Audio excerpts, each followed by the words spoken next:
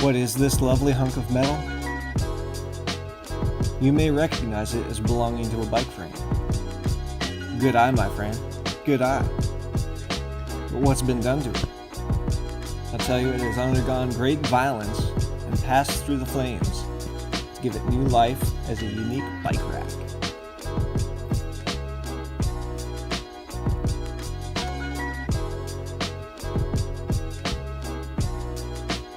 You're about to see how to make one for yourself. If you're the kind of person that would undertake a project like this, then the most important things to know are 1. How to select a frame, and 2. How the heck do you attach it to the wall? The steps in between are just some good old-fashioned teardown, cutting, and grinding.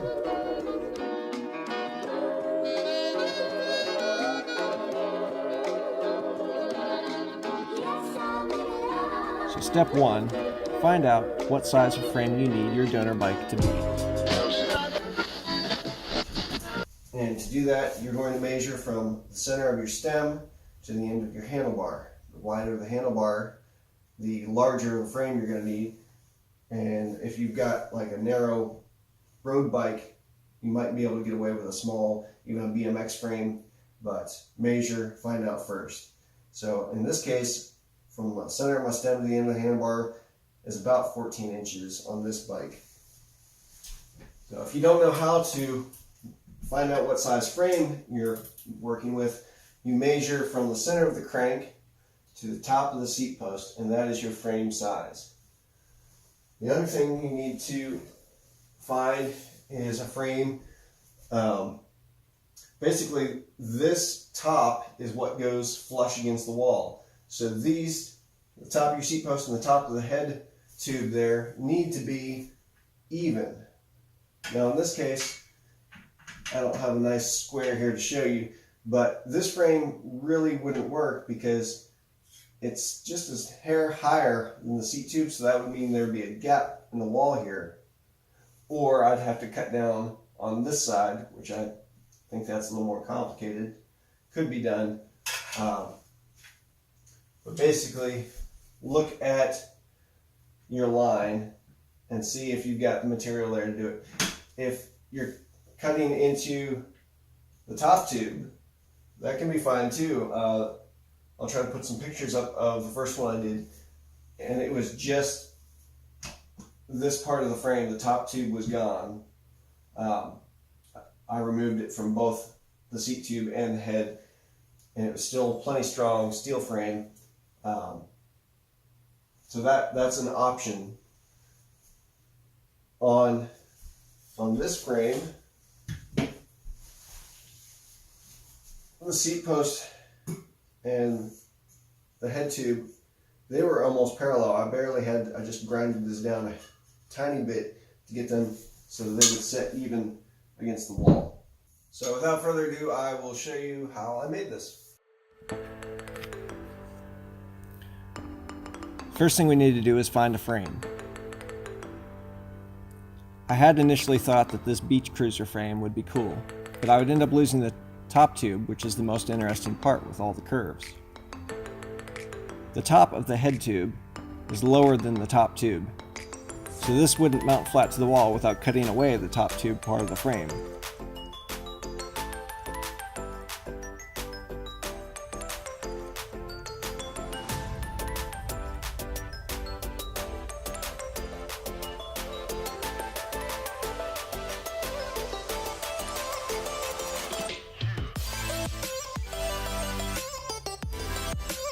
This frame here has good potential. Measuring from the center of the crank to the top of the seat tube, you can see that it's a 17-inch frame. I need at least 14 inches for my bike's handlebars to clear, so this gives me some wiggle room. I'll probably have to cut some of the seat tube down, so it's good to have those couple extra inches. Having a frame selected, we need to tear it down to the bare frame.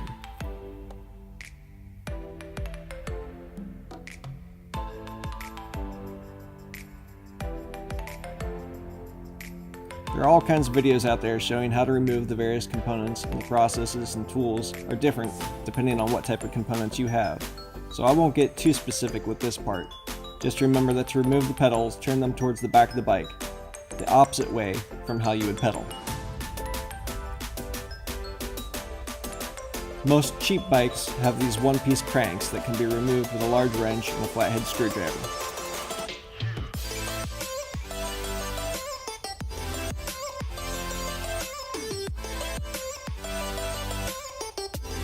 Don't worry about removing the chain, rear brakes, or rear derailleur. They'll come off when we cut the frame. Work your way around the bike, removing cables, saddle, and forks. Hang on to the seat post. We'll use that to mount the frame to the wall. On this older style threaded headset, the stem is held in place with a long bolt and wedge. Loosen the bolt a bit, tap up on the stem to loosen everything. When you remove the stem bolt, set it on the top washer side, as we'll use this later as well. Continue with the teardown.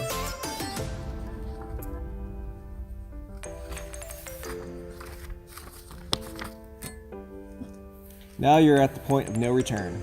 You can still put everything back together, but once you cut the frame, that's it.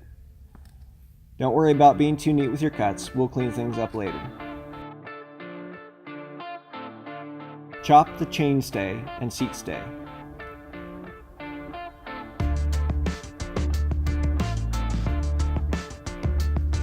I should be wearing safety glasses, and so should you.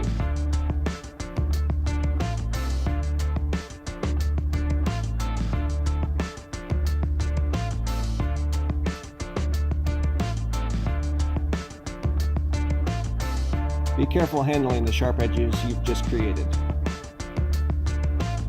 Remove any remaining parts you may have missed, like this cable guide.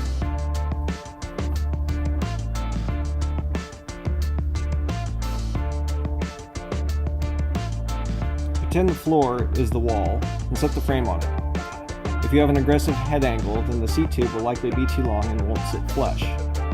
This frame is a bad example, as the seat tube and head tube are almost perfectly even.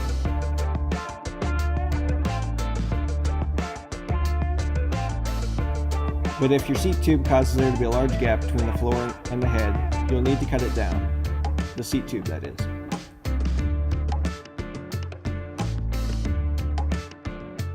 I'm just going to take a tiny bit off the seat tube, so I'm not going to lose this seat clamp.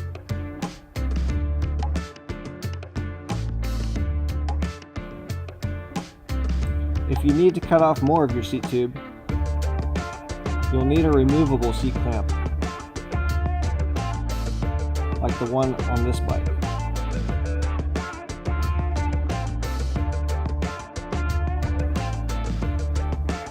You'll also need to cut a slit down the back of the seat tube an inch or two, so that the seat clamp has something to pinch. Grab a square or a long straight edge and place it flat along the upper head race, then mark where it crosses the seat tube. This is where you'll need to cut the seat tube.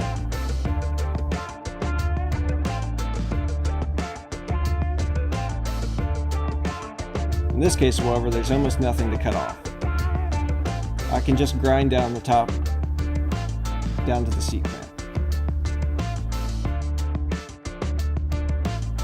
Now, if you don't want to paint the frame and just want it down to bare metal, carefully apply some heat to loosen the paint.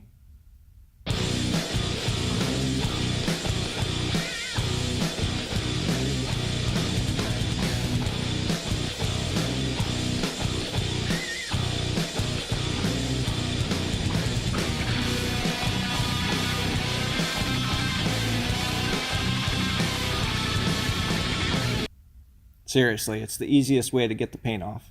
Just hit it with a wire brush. Before we can cut the bottom bracket, we need to remove the crank cups. This is where the ball bearings sit on one-piece cranks. They're hard to cut through, so just knock them out.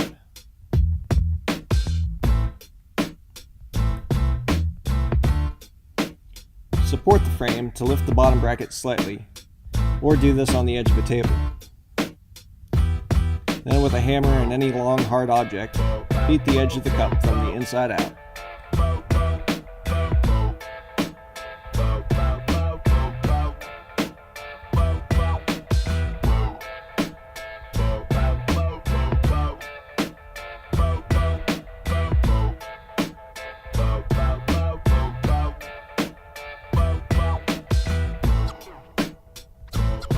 Do the same for both sides.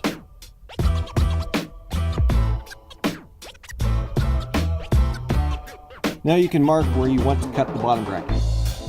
This doesn't have to be a perfect half circle or straight across. Just do what looks best to you.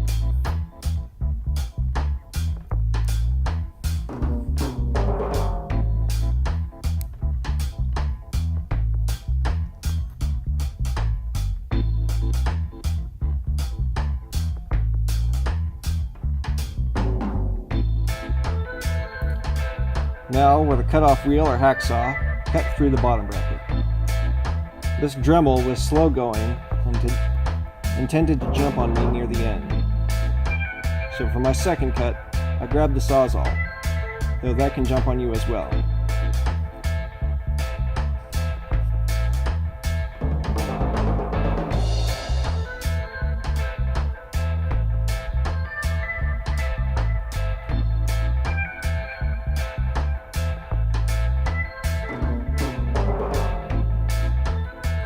After making your cuts, use a file to knock down any sharp edges and corners. Then, unless you lost your seat stay when you cut down the seat tube, you'll need to remove the rest of the seat stay from the frame. Again, this doesn't have to be perfect, but the more you can cut off, the less you have to grind off.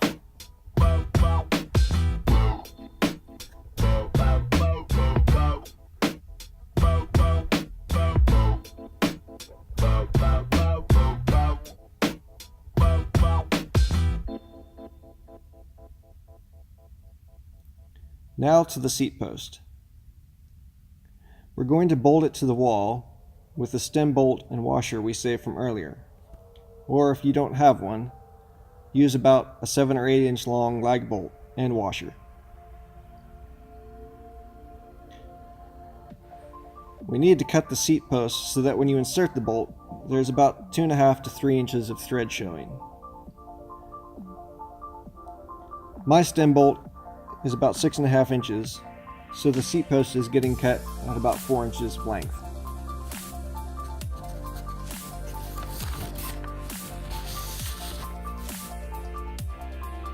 Mark it, cut it, and then clean it up with a file or grinder.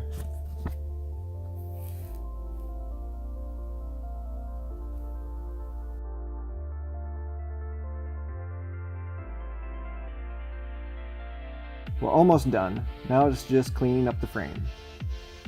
I'm grinding down the little bit of material from the seat tube so that everything sits flush against the wall. The real deep down you is the whole universe.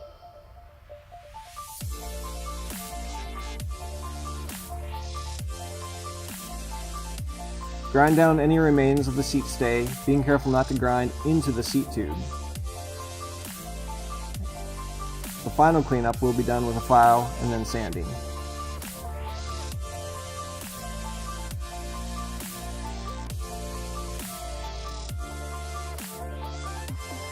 Now to mount the frame to the wall. You should have your finished frame, a cut seat post,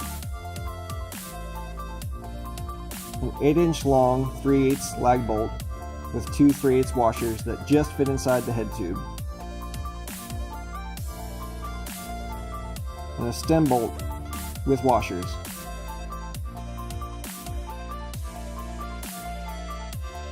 Figure out where on your wall you want to mount this. Don't mount it too high or you won't have room for your bike to clear the ceiling. I highly recommend the use of a stud finder to locate the center of your studs. I knew where mine was, and I still only hit the very edge of it on my first hole. Mark where your seat tube will be and pre-drill your hole. Use a drill bit that is slightly smaller than the bolt so the threads have some wood to grip. Is what the whole universe is doing at the place you call here and now.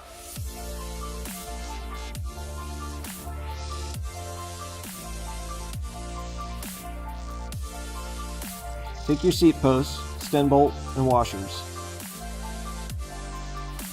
Insert the stem bolt into the seat post, followed by a washer.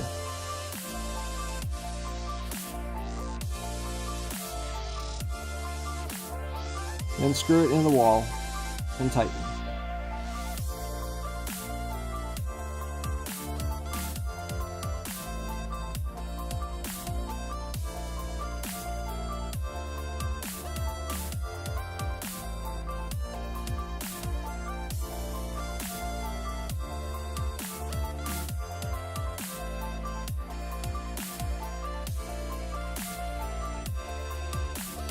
Once the seat post is mounted to the wall, you can slide the frame onto it. Check that the frame is relatively level and mark the head tube on the wall.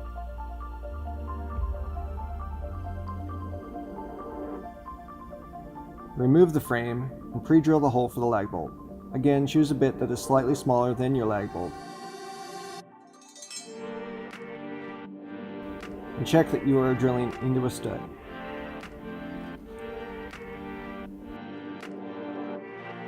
Now loosely mount the frame, leaving a gap between the head tube and wall. Fit the lag bolt with washer into the top of the head tube. Then place the second washer between the wall and the frame.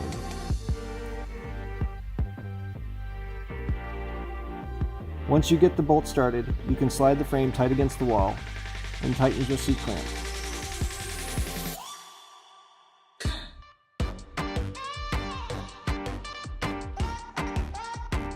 Tighten the lag bolt with a wrench until everything is nice and snug.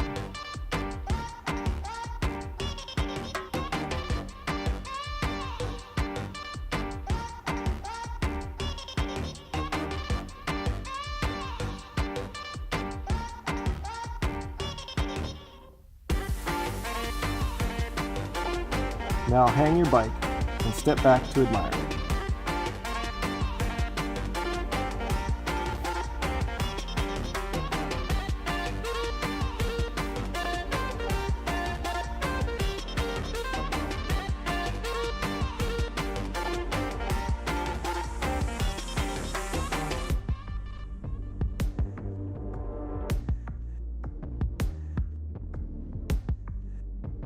The last thing to mention is padding to protect your bike finish from the metal of the bottom bracket. I've temporarily fitted this with a piece of old tire, but I prefer the leather sling I made on my original.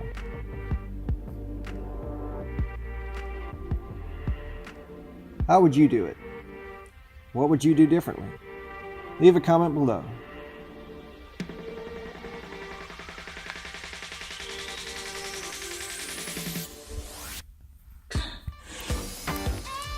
Hey, I just want to give a quick thanks to my sponsor, Jesus Christ. No, seriously.